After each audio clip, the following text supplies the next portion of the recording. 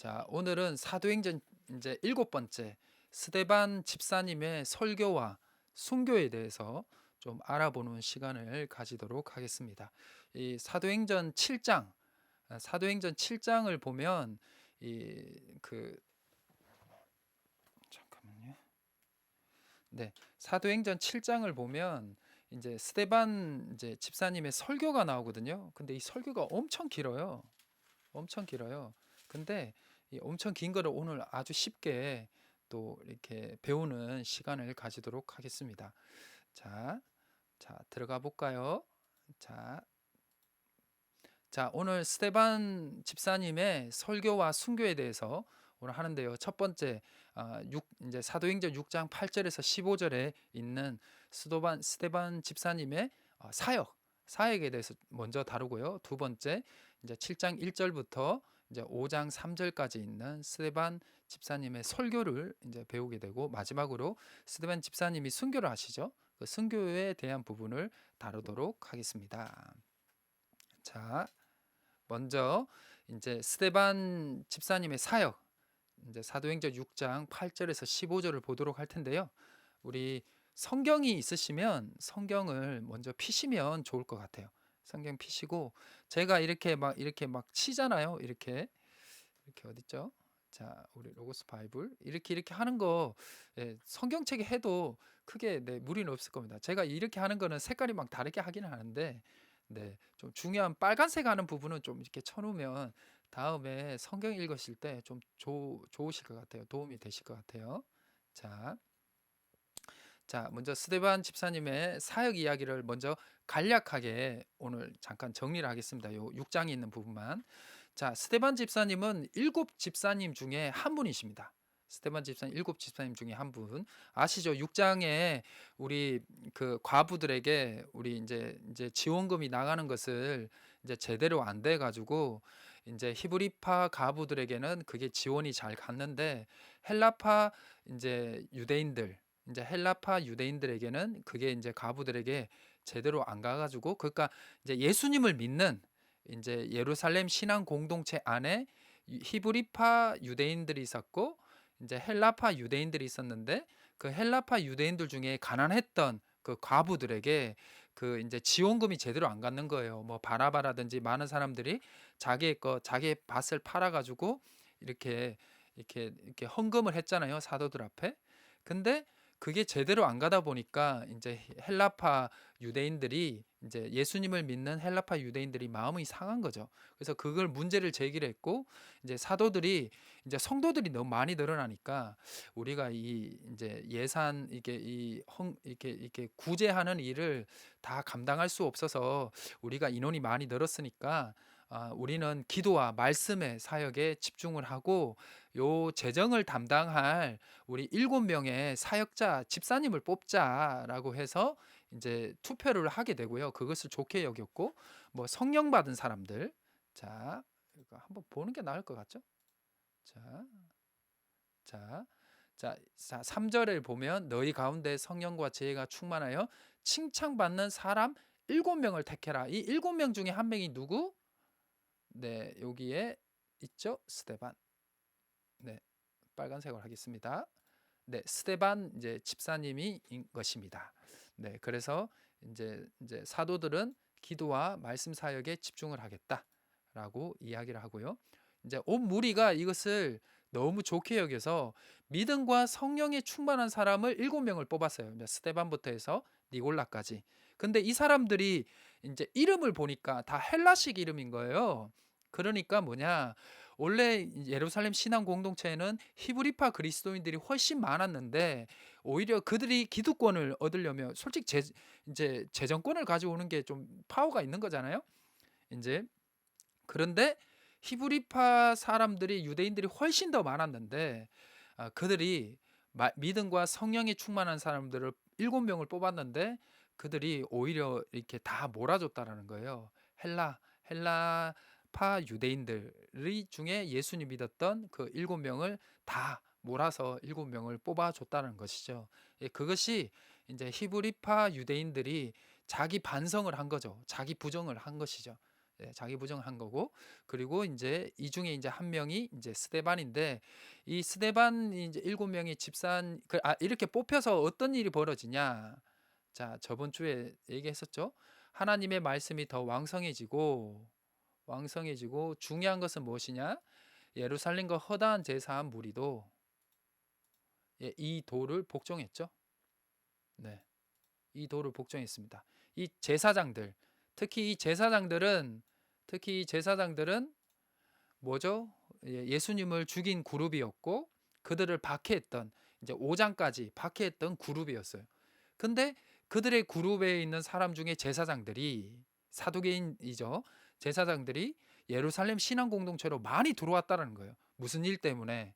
히브리파 그리스도인들이 헬라파 유대인들, 히브리파 유대인들이 헬라파 유대인 중에 예수님 믿는 자들을 이제 다 뽑아버려 가지고, 와, 이렇게 좋은 신앙 공동체가 있느냐? 예, 김태주 권사님 감사합니다. 들으셨네요. 예, 평화입니다. 샬롬. 네. 이런 좋은 신앙 공동체가 있냐? 그리고 자기의 것을 다 나누고, 불쌍한 사람들이 없이, 가난한 사람들이 있으면 그들을 나눠주고, 그들도 가난하지 않도록 하고, 과부들의 구제하게 하고. 근데 그 문제가 했는데 또 아름답게 해결하고. 이런 신앙 공동체는 신명기에서 얘기하는 신앙 공동체인 거예요. 즉 하나님이 신명기의 말씀, 즉 모세를 통해서 너희가 가나안 땅에 들어가서 이루어야 할 신앙 공동체를, 이 초대교회의 신앙 공동체가 그것을 했다라는 거예요. 그러니까 그들이 그쪽으로 갈 수밖에 없는 거죠. 네, 그게 이제 또 그렇게 되는 것입니다. 분명히 그 신앙 공동체 안에 문제가 있었어요. 근데 문제 있었는데 그거를 잘 풀어나가잖아요.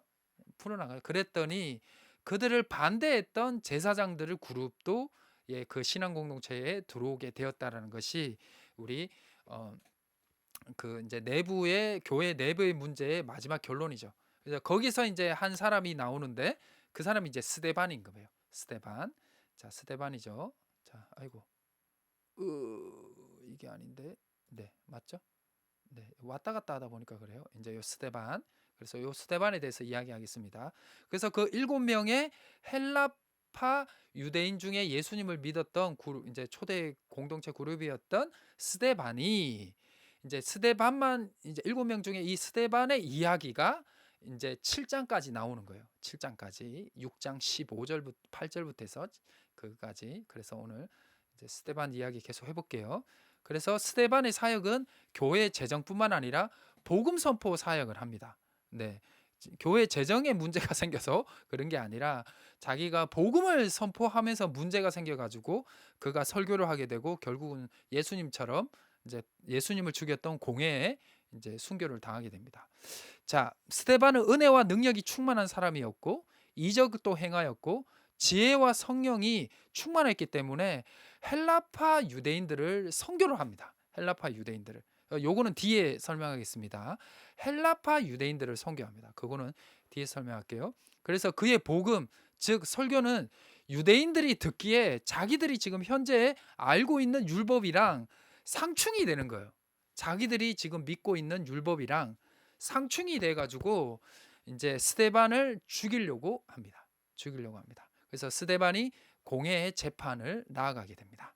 자, 하게 되겠지만 미리 볼까요? 자, 올라가겠습니다. 12절에 잡아가지고 공회에 이르죠. 자, 올라가겠습니다. 잠깐. 자, 아이고. 됐습니다.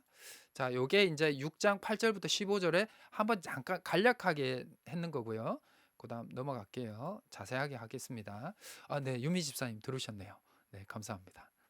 댓글도 달아주시고 감사합니다.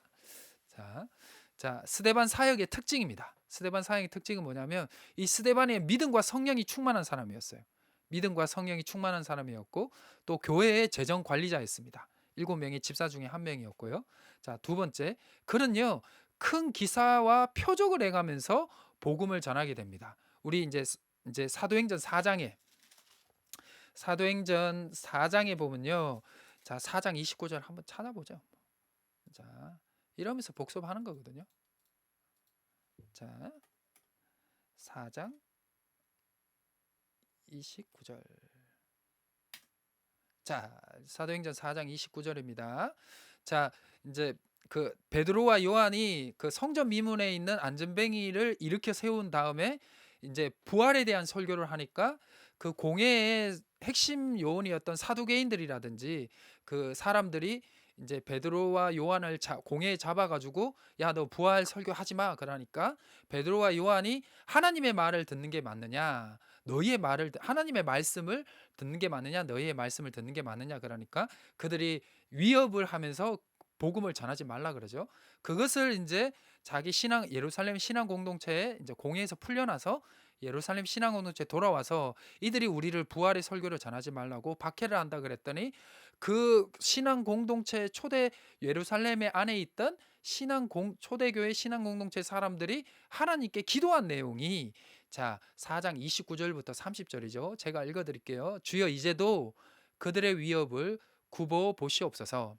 또 종들로 하여금 담대히 하나님의 말씀을 전하게 하여 주시며 손을 내밀어 병을 낫게 하시옵고 표적과 기사가 거룩한 종 예수의 이름으로 이루어지게 하옵소서. 그러니까 복음을 생명의 위협이 있더라도 복음을 전할 수 있는 담대한 마음을 주시고, 또한 우리가 아픈 자들이라든지 불쌍한 자들, 예수님이 그들을 고쳐준 것처럼 우리도 그들을 국률한 사랑을 베풀음을 통해서 그들이 병이 낫게 해달라. 근데 우리의 이름이 아니라 바로 예수 그리스도의 이름으로. 그랬더니 31절에 빌기를 맞았더니 진동했죠. 그래서 이 진동했는 게 제가 출애굽기 19장의 시내산에서 하나님이 임재한 모습과 비슷하다 그랬죠. 진동했다는 것은 하나님이 그들의 기도의 자리에 그렇게 기도했더니 임재를 했고, 그들이 뭘 받았죠? 성령의 충만함을 받게 됐습니다. 여러분, 이를 기도하면 성령 충만 받습니다. 그래서 담대히 하나님 말씀을 전했습니다. 자, 됐죠? 그래서 이것을 누가 그대로 행하느냐? 이것을 그대로 누가 행하냐? 자, 스데반이 그대로 행했다는 것이죠. 스데반이. 자, 맞죠? 스데반이 은혜와 권능이 충만하여 큰 기사와 표적을 민간에 행하니. 아멘. 네. 자, 그래서 이 교훈이 뭐냐면, 그냥 지금 뭐 뒤에도 교훈하겠지만 모든 성도들은 성령을 받아야 된다. 성령을 한 번만 받으면 되니까요. 그러나 우리가 성령 충만함을 받아야 되죠. 그러니까 쉽게 설명하면 우리가 은혜 받았다라는 그런 어떤 상태, 그 상태를 계속 유지가 돼야지만이 우리가 담대하게 하나님의 말씀도 전할 수 있고, 또한 불쌍한 사람들이 있으면 긍휼의 마음으로 그들을 도와줄 수 있는 거죠. 그러다 보면 기적도 일어나고, 역사도 일어나고, 최고의 기적은 뭐죠? 그들이 예수님을 믿는 거죠. 예수님 믿지 않는 자들이 예수님을 믿는 거고. 그래서 성경에 보면 제가 삭개오 이야기를 많이 좋아합니다. 왜냐하면 삭개오 이야기는 기적이 없거든요. 병이 낫거나 그런 기적이 없어요. 그러나 예수님이 그 삭개오의 그 외로운 마음을 달래줬더니 삭개오가요 변화되죠. 그리고 자기의 것을 다 나눠준다고 하고, 반을 나눠준다 하고, 그리고 자기가 자문한 거 있으면 거기에 대한 이제 2배의 갑절을 또 갚아준다 하고, 그가 예수님을 믿는 사람으로서 변화가 되는 거죠. 그래서 꼭 예수님을 믿는다고 예수님이 꼭 기적만 일으킨 것이 아니라 그의 불쌍한 마음, 외로운 마음을 달래주기도 했거든요. 근데 병 낫고도 예수님 안 믿으면 그건 무슨 큰 의미가 없죠. 왜냐하면 그 사람에게 잠깐 잘해주는 거죠. 진짜 그 사람에게 좋은 것을 주는 것은 무엇이죠?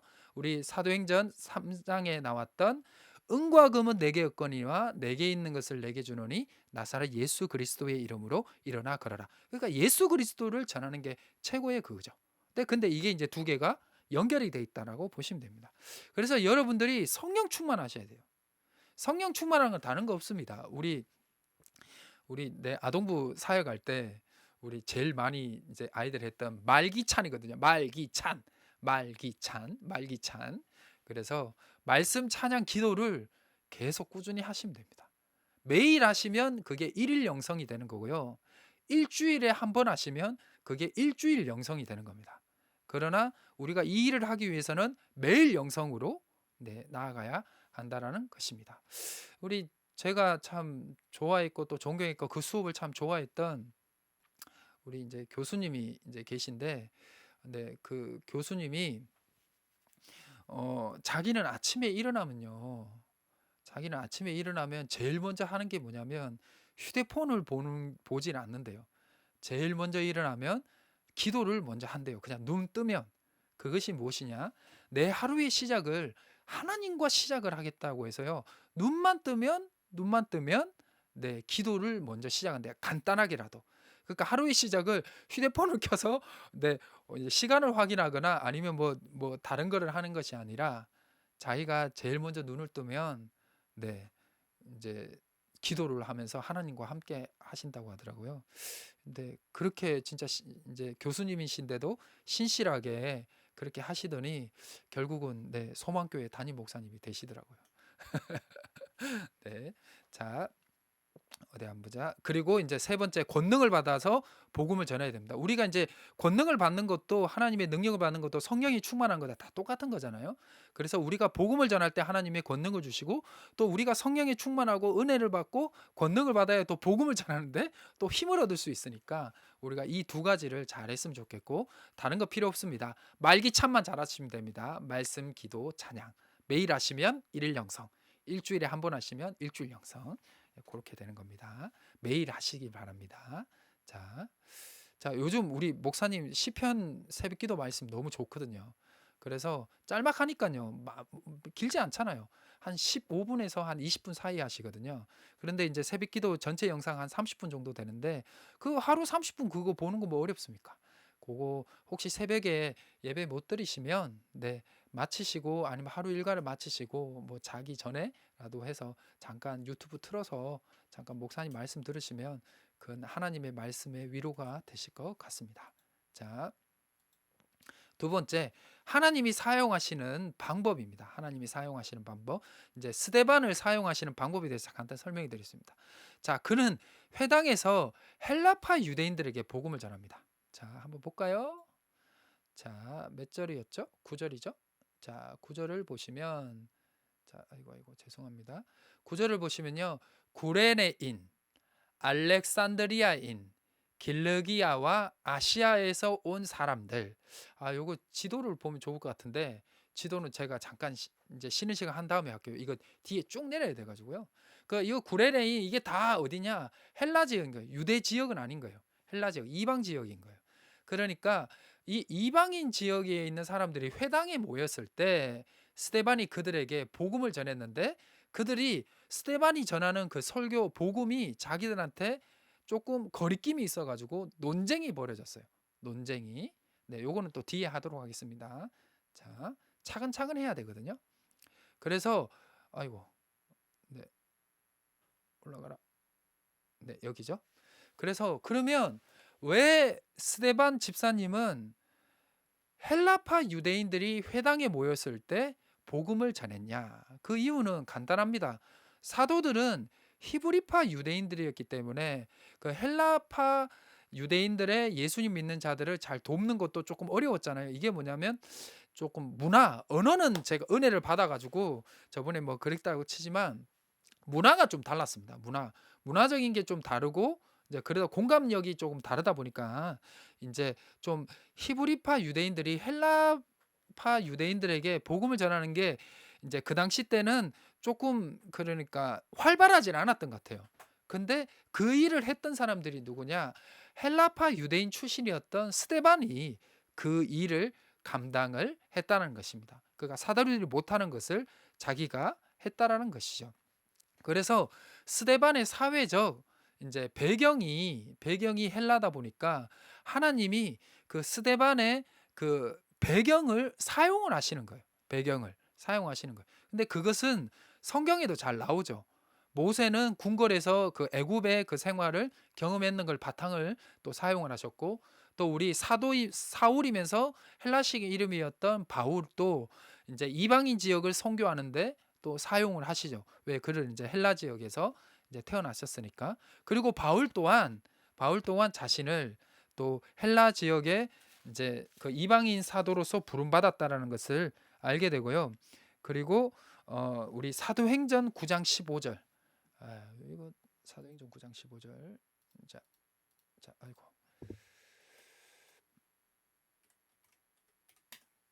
자, 사도행전 9장 15절에 보면 자,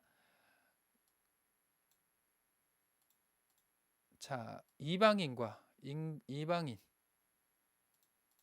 택한 나의 그릇. 네. 여기 이제 아나니아에게 이야기하는 거죠. 아나니아에게 이야기를 해서 이 사람이 이 사울은 이방인들을 위한 내가 택하신 그릇이다. 네, 이방인과 임금들과 이스라엘도 있지만 특히 이제 이방인들을 위한 택한 그릇이다고 얘기하죠. 그래서 이후에도 이제 바울은 자기가 죄송해요. 네, 나왔네요. 내가 헷갈려요. 막 이거 화면이 많으니까. 자, 다시 6장으로 가겠습니다. 자, 네. 그래서 하나님은 성령의 은사도 주시지만 그 자라온 배경을 사용하신다라는 것. 예, 그거를 잘 하시면 될 것 같습니다. 자, 세 번째 헬라파 유대인들의 반대. 예, 그들의 반대에 대한 것을 잠깐 해보도록 하겠습니다. 헬라파 유대인들이 반쟁과 논쟁을 하게 됐습니다. 그 아까 했었죠. 구절에 보면 회당에서 어떤 자들이 일어나 스데반과 논쟁을 했죠. 그래 스데반이 지혜와 성령으로 그들을 이기죠. 네, 지혜와 성령으로 그들을 이기게 됩니다. 그래서 능히 당하지 못하죠. 그래서 스데반의 설교에서 그 율법에 어긋난 것에 대해서 그들이 고발을 하는데요. 여기 보면요. 자, 10, 자, 여기 11절을 보시면 사람들을 메시아에 말하되 모세와 하나님을 모독한 말을 하는 것을 우리가 들었다. 자, 그리고 13절 거짓 증언들을 세우니 이 사람이 거룩한 곳과 율법을 거스러 말하기를 마지 아니하는도다. 그래서 그의 말이 무엇이냐? 그의 말은 나사렛 예수가 이곳을 헐고 성전입니다. 성전을 헐고 또 모세가 우리에게 준 규례를 고치겠다라고 하는 것을 이제 그들이 뭐 거짓 증인들이 이 말이 그 어느 정도 맞긴 맞거든요. 이 부분이. 네, 거룩한 곳과 율법을 거스러. 근데 그들의 이제 이것을 좀 안 좋게 이제 또 전달을 한 거죠. 네, 그래서 이제 스데반이 예수님이 성전을 헐고 성전을 완성을 하고 예수님이 율법을 완벽하게 완성하실 분이다라는 것을 스데반이 설교를 했는데 그들은 거룩한 성전과 율법을 좀 거스렸다라는 것을 이제 고발을 하게 됩니다. 자, 그것을 고지고대로 이제 드시지 않았는 거죠. 그래서 여기 이제 성전과 율법을 거스린다. 그래서 예수님이 성전을 헐고 규례도 이제 율법도 고치신다는데요. 그래서 스데반은 7장에서 이 부분, 이 성전과 이 규례, 이제 율법의 이 두 가지 문제, 하나가 더 있긴 하지만 이 두 가지 문제를 가지고 변호를 합니다. 이제 설교를 통해서 변호한 것이 몇 장이다? 7장의 스데반의 설교라고 보시면 되겠습니다. 자, 첫 시간은 여기까지 하도록 하겠습니다. 이제 두 번째 시간은 스데반의 설교와 순교에 대해서 하도록 하겠습니다. 지금 17분인데요. 25분까지 쉬도록 하겠습니다. 잠깐 쉴게요.